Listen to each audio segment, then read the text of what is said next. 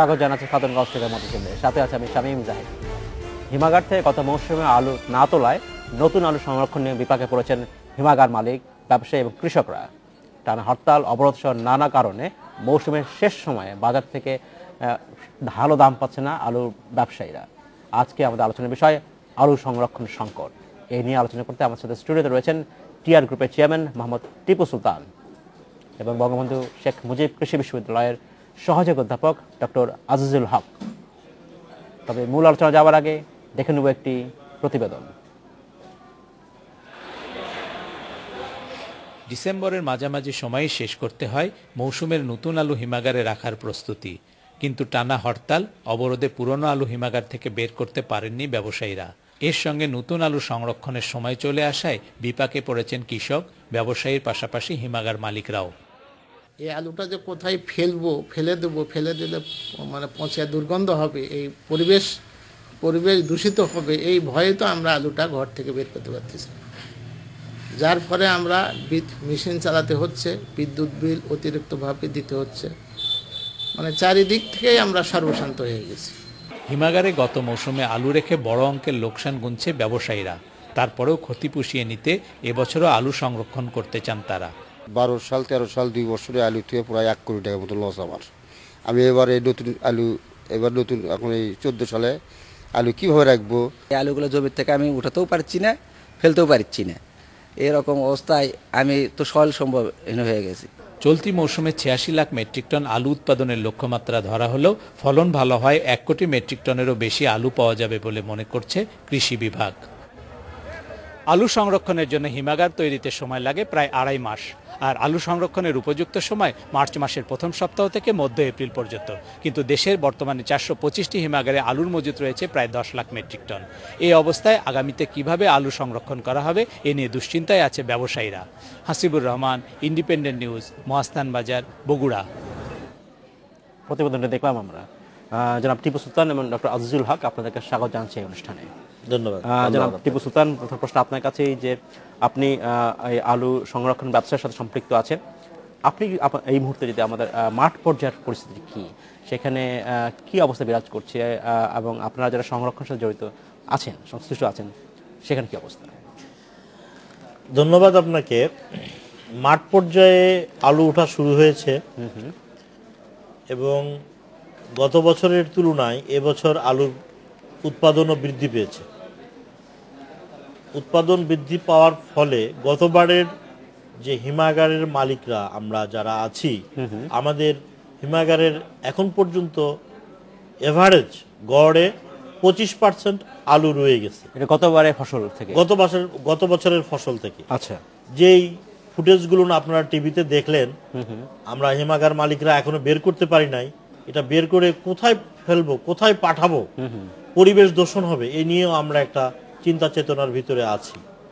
যে আলুটা আমরা 1000 টাকা বস্তা কিনে রেখেছি, রাখার পরে এখানে 300 টাকা খরচ আছে, ভাড়া আছে কোল্ড স্টোরেজে, 1300 টাকা কস্টিং। এখন সেটা বাজারে বিক্রি হচ্ছে 80 টাকা থেকে 100 টাকা বস্তা। তাতে দেখা যাচ্ছে যে 90 থেকে 95% মূলধনী এখানে শর্ট হয়ে যাচ্ছে। আচ্ছা, সেকেন্ডলি, এখন যে উৎপাদন হয়েছে এটা যে যারা রাখবে তাদের ভিতরে একটা হতাশা কাজ করছে যে আদৌ সামনে কি হবে। এটা থেকে আমাদের উত্তরণের ব্যবস্থা নিতে গেলে সরকারি পর্যায়ে এটাকে আগায় আনতে হবে, রপ্তানির মাধ্যমে এবং কনজামশনের মাধ্যমে। বিভিন্ন খাদ্যাভ্যাসকে আলুর দিকে বেশি চাপ আনতে হবে। জনাব টিপু সুলতান, ধন্যবাদ আপনাকে। আমি আপনার কাছে ফিরে আসবো। জনাব আজিজুল হক, আপনার কাছে প্রশ্ন, যে আমরা আমাদের বাংলাদেশে একটা প্রতি বছর এক ধরনের ফেনোমেনন দেখি, সেটা হচ্ছে যে কোনো ফসল যদি এক বছর বাম্পার ফলন হয়, পরের বছর কৃষকরা সেটা ফসল আর তৈরি করেন না, যার ফলে আবার দাম আবার বেড়ে যায়। আবার ওই দেখা দেখি পরের বছর আবার ফসল বেশি করে করেন, বাম্পার ফলন হয়। এই যে একটা সমস্যা বাংলাদেশের কৃষি পণ্যের ক্ষেত্রে, আলু এর ব্যতিক্রম নয়। এইখান থেকে আসলে বেরিয়ে আসার কোনো উপায় রয়েছে কিনা?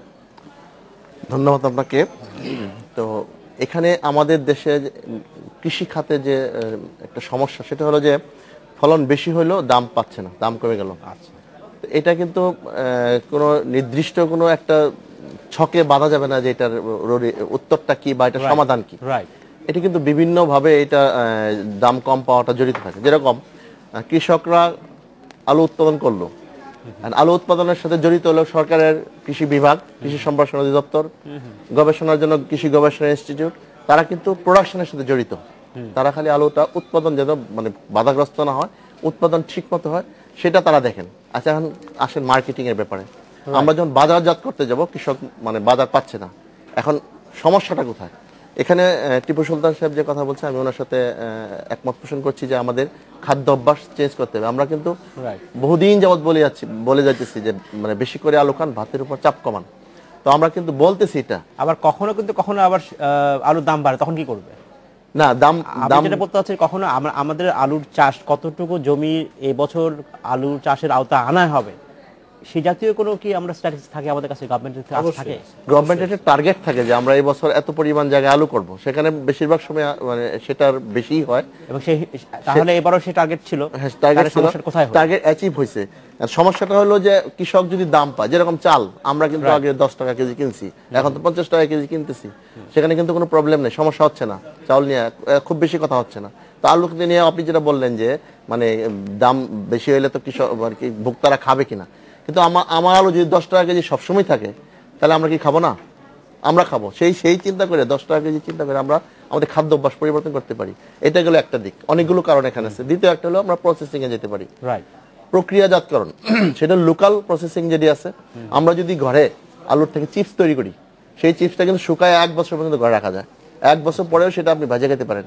বাজারে আমরা যে চিপস পাচ্ছি সেটা কিন্তু আলুর পাউডারের সাথে ময়দা বা অন্য বিভিন্ন ধরনের অ্যাডিটিভ আছে, ইভেন ওই মানে প্যাকেটটাকে ফোলা রাখার জন্য নাইট্রোজেন গ্যাস ইউজ করে, সেগুলো স্বাস্থ্যের জন্য হ্যাজার্ডাস। সব মিলে যদি আমরা প্রসেস করি, সেই মানে আলুর থেকে চিপসটা আমরা যদি বাজারজাত মানে খাওয়ার জন্য বা বাজারজাত করার জন্য বা সংরক্ষণের জন্য রাখতে পারি, সেখানে কিন্তু আমাদের অনেকটি আলু ইউটিলাইজ হবে। আমাদের ব্যবহার বাড়াইতে হবে, এটার কোনো বিকল্প নাই। ধন্যবাদ ডক্টর হক, আমি আপনাকে ফিরে আসবো।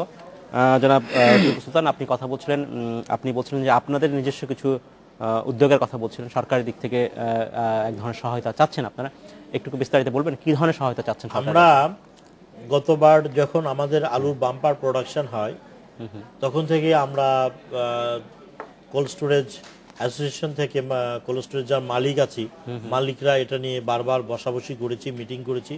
করার এক পর্যায়ে আমরা এটা আমাদের মহামান্য রাষ্ট্রপতির কাছে আমরা আবেদন জানাই। আচ্ছা, যে আমাদের আবেদনটা এরকম ছিল যে ভিজিএফ কার্ডে যেমন গম চাল দেওয়া হয়, ভিজিএফ কার্ড আপনার এছাড়াও ভিজিডি কার্ড আছে, টিআর প্রকল্প আছে, যেখানে আমরা চাল গম ইম্পোর্ট করে নিয়ে এসে দিচ্ছি। সেখানে আমরা আলু দেওয়ার জন্য আলুর একটা বড় সমস্যা হচ্ছে যে এই সংরক্ষণের জন্য বিশেষ ব্যবস্থা দরকার। না, বিশেষ সংরক্ষণের জন্য তো কোল্ড স্টোরেজ রয়েছে। সেটা কি যথেষ্ট? আমাদের বাংলাদেশে টোটাল প্রোডাকশন এই মুহূর্তে 80 লক্ষ টন গতবার হয়েছে, এবার আমরা এক্সপেক্ট করতেছি যে 90 লাখ টন প্লাস হবে। আচ্ছা, এখন আমাদের বর্তমান স্টোরেজ ক্যাপাসিটি 30 থেকে 35 লক্ষ টন। আমাদের 405টি হিমাগার বর্তমানে বাংলাদেশে রয়েছে, তাতে 30 থেকে 35 লক্ষ টন আমাদের ক্যাপাসিটি আছে। আচ্ছা, আর বাকিটা তো একবারে খাচ্ছি না, মাসে মাসে কিছু প্রোডাকশন কমতেছে। তো দেখা গেল যে 3 মাস আমরা আলুটা কিন্তু কোল্ড স্টোরেজে না রেখেও রাখা যেতে পারে, সংরক্ষণ করা যেতে পারে। সংরক্ষণ গ্রোয়ার্সরা বা যারা বাড়িতে রাখতে পারে, তাহলে 3 মাসের যদি প্রোডাকশন যেটা আছে এখান থেকে কনজামশন যায়, দেখা গেল যে 15 থেকে 20 লক্ষ টন আমার প্রোডাকশন কনজামশন হয়ে গেল। আচ্ছা, আর আমি 30 লক্ষ টন চলে গেলাম কোল্ড স্টোরেজে, 50 লক্ষ টন চলে গেল। আমাদের আলুর কনজামশন আছে বাংলাদেশে এই মুহূর্তে 60 থেকে 65 লক্ষ মেট্রিক টন। আচ্ছা, বাট আমাদের প্রোডাকশনটা হচ্ছে 90 লক্ষ মেট্রিক টন প্লাস। এখন এই মুহূর্তে আমাদের উচিত যে আলুতে যে সাবসিডি সেখানে বা আপনার জনাব সুলতান, ধন্যবাদ। আমরা সাবসিডিটাকে বাড়ায়ে আলুটাকে আমরা বিশেষভাবে রপ্তানি করতে পারি, কোন দেশে রপ্তানি যোগ্য সেই দিকটা আমরা আলোচনা, সেই জিনিসটাকে আনতে হবে। পাশাপাশি জনাব সুলতান, ধন্যবাদ। আমাদের সময় হচ্ছে বিরতি যাবার, ফিরে এসে আমরা এখান থেকে কথা বলবো। ধন্যবাদ। সময় হলে একটু বিরতি যাবার, ফিরতে শীঘ্রই, সাথেই থাকবে।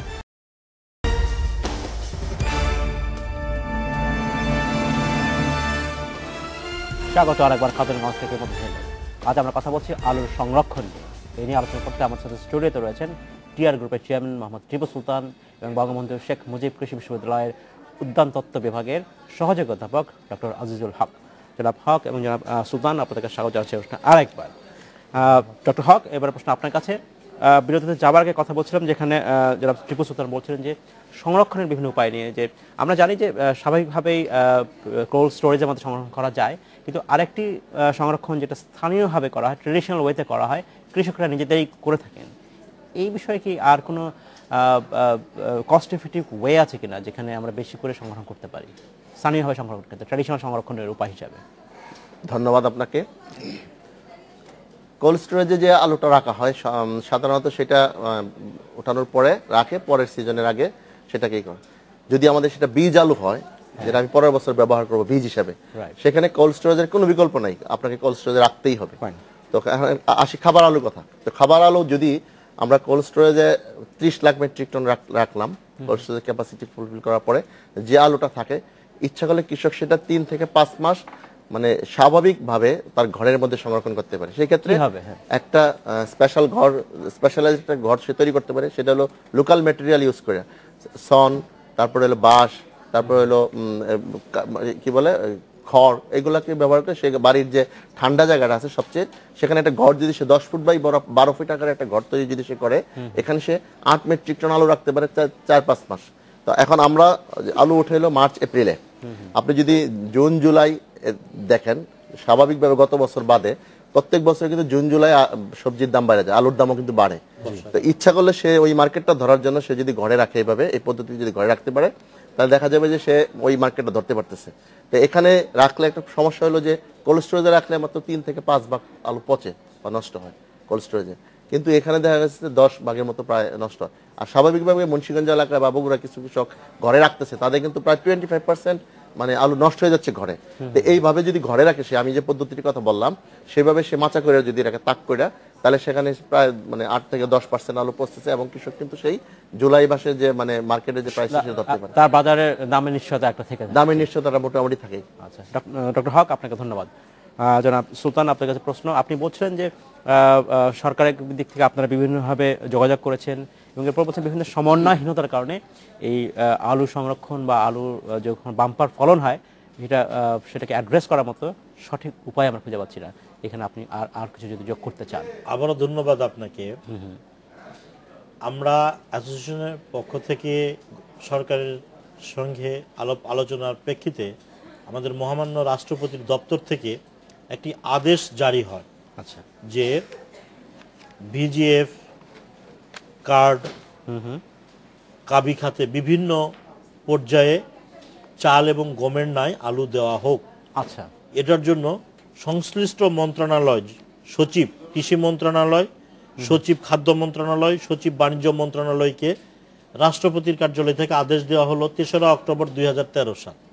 অদ্যাবধি অক্টোবর গেল, নভেম্বর গেল, ডিসেম্বর গেল, জানুয়ারি গেল, ফেব্রুয়ারি গেল, আজকে 5 মাস এটার কোনো এফেক্ট এখনো আসলো না। ফাইলটা যে আচ্ছা ওইখানেই পড়ে থাকলো। তো এখন যেখানে প্রোডাকশন, একটা আলুর প্রোডাকশন করতে লাগে 2.5 মাস, এবং এটার চলে মার্কেটে চলে 6 মাস, বাকিটা হিমাগারে থাকে, তার পরবর্তীতে এক্সপোর্ট হয়, কনজামশন হয়। তো একটা ডিসিশন দেশের সর্বময় জায়গা থেকে আসার পরেও যদি কালক্ষেপণ হয়, তাহলে তো কোনো কিছুতেই আগানো সম্ভব হবে না। আচ্ছা, আমাদের এখন উচিত যে সরকারকে আগায় আসতে হবে, যখন যে পদক্ষেপ গ্রহণ করা হবে সেটাকে বাস্তবায়ন করতে হবে। শুধু ধন্যবাদ জনাব সুলতান, আমি আপনাকে ফিরে আসবো। ডক্টর হক, আপনার কাছে প্রশ্ন। আপনি বলছিলেন যে এক্সপোর্টের কথা বলছেন, যে আমরা আলু রপ্তানি করতে পারি, এটা কি সম্ভাবনা আছে আসলে বাংলাদেশে?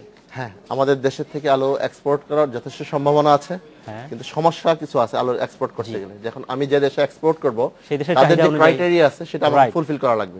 এখন আমাদের দেশে সাধারণত যেরকম নর্থ বেঙ্গলে আপনি দেখবেন কার্ডিনাল বেশি চাষ হচ্ছে, আর মুন্সিগঞ্জ এলাকায় ডায়মন্ড চাষ হচ্ছে।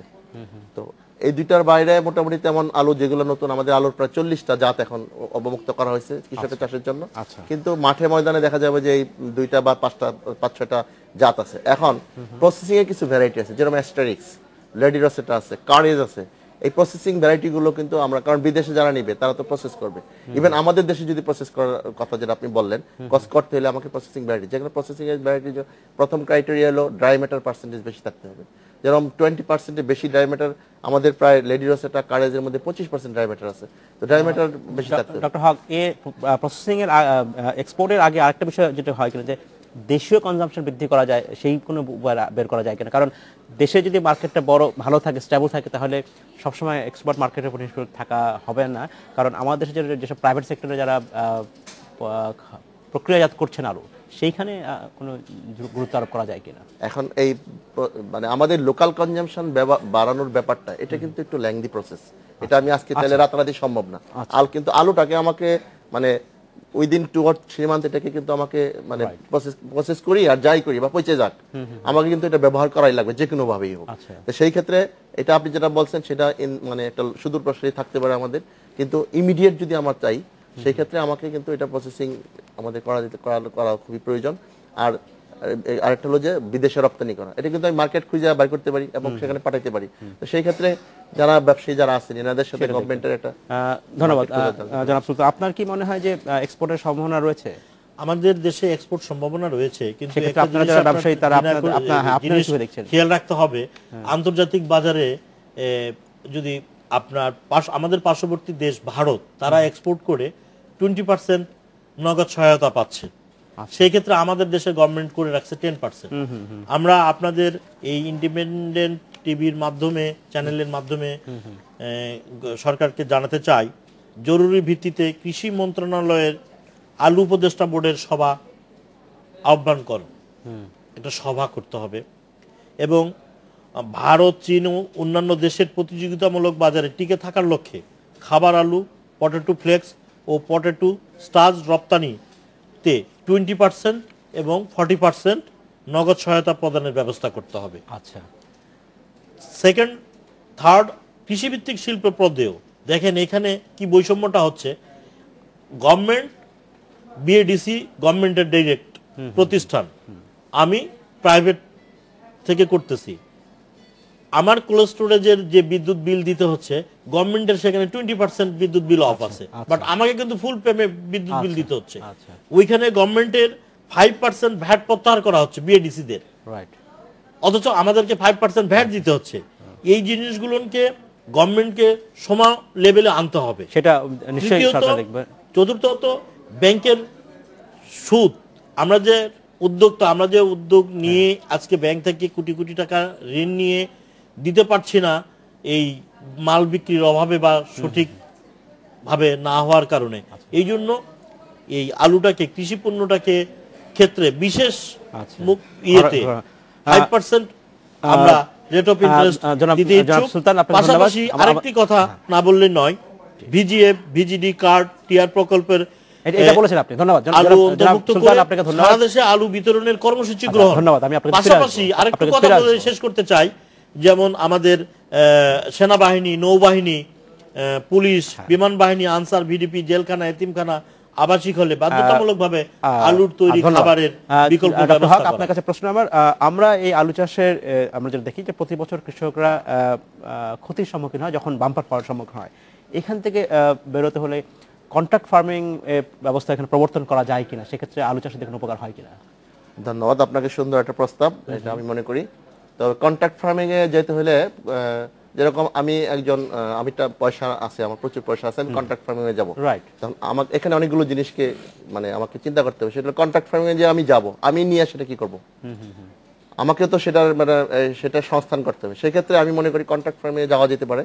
গভর্নমেন্টকে সেখানে মানে ক্লোজ সুপারভিশন করতে হবে, বা এবং প্রাইভেট সেক্টরকে এগিয়ে আসতে হবে। তারা কমিট করবে, থাকবে প্রাইভেট কন্ট্রাক্ট ফার্মিং এ মেইনলি প্রাইভেট সেক্টরকে যাবে, কারণ গভর্নমেন্টের এত লোকবল নাই যে কন্ট্রাক্ট ফার্মিং এ যায় পারবে। সেই হিসাবে গভর্নমেন্ট যদি পারে তো ভালো, প্লাস পাশাপাশি প্রাইভেট সেক্টর কন্ট্রাক্ট ফার্মিং এ যাবে, কিন্তু সে এটা যে মানে একটা নির্দিষ্ট দামে কিনবে কৃষকের কাছ থেকে রপ্তানি করার জন্য, তাকে সেখানে রপ্তানি এনশিওর করার জন্য তাকে সেখানে সুযোগ দিতে হবে। এবং এই আমি মনে করি যে আলুর প্রত্যেক বছরের যে মানে ঝামেলা হচ্ছে দাম নিয়ে, এটার জন্য কৃষক প্রতিনিধি এবং কৃষক প্রতিনিধি বসে এন্টারপ্রেনার যারা আছে এবং গভর্নমেন্ট প্রতিনিধি বৈশা একসাথে ওনারা করতে হবে। একসাথে যেতে ধন্যবাদ হবে ডক্টর এবং হক। সেটা বাস্তবায়ন করতে হবে। ডক্টর হক আপনাকে ধন্যবাদ, আমাদের সময় সমাজ শেষ করতে হচ্ছে। জনাব টিপু সুলতান আপনাকে ধন্যবাদ এই অনুষ্ঠানে আসার জন্য। আপনাকে ধন্যবাদ ইন্ডিপেন্ডেন্ট টেলিভিশন। এই ছিল আজকের মতো খাতুনগঞ্জ থেকে মধ্যে ছিল, আমার সাথেই থাকবেন, দেখা হবে আবার।